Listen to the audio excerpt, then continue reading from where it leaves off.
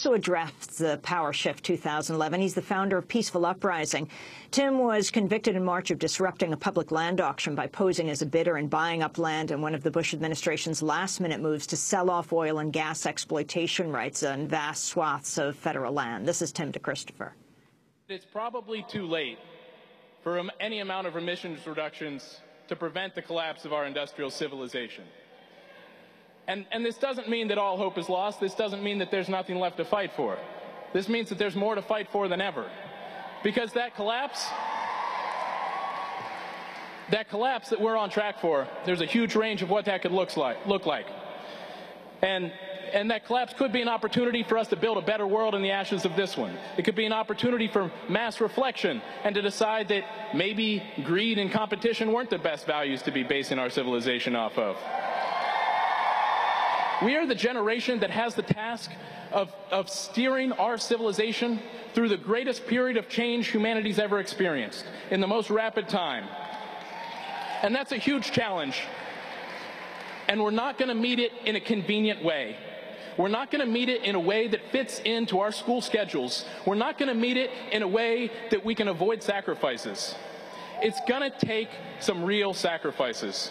We've never as a movement taken a stand because we've always been deluded into thinking that we have to ultimately accept it, that we can express our opposition, but that ultimately we have to accept it. And that's not true. If we look around this room today, to these 10,000 people that are in this room, with these people just right here, without recruiting another person, we could send 30 people onto a mountaintop removal site, shut it down temporarily, cost them a lot of money, start to clog up the court systems of West Virginia, and we could send 30 people the day after that, and the day after that, and the day after that, every day for a year.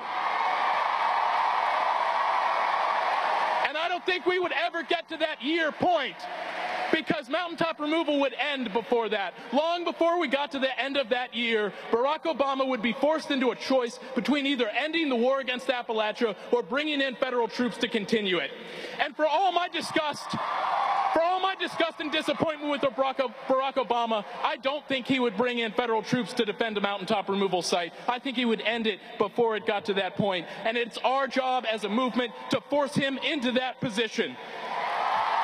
Mountaintop removal and climate change and all the other injustices that we are experiencing are not being driven solely by the coal industry, solely by lobbyists, or solely by the failure of our politicians. They're also happening because of the cowardice of the environmental movement. We hold the power right here to create our vision of a healthy and just world if we are willing to make the sacrifices to make it happen. Where's the point where our movement is going to say that stopping this injustice is more important than my career plans, is more important than my comfort and convenience? This should be that point.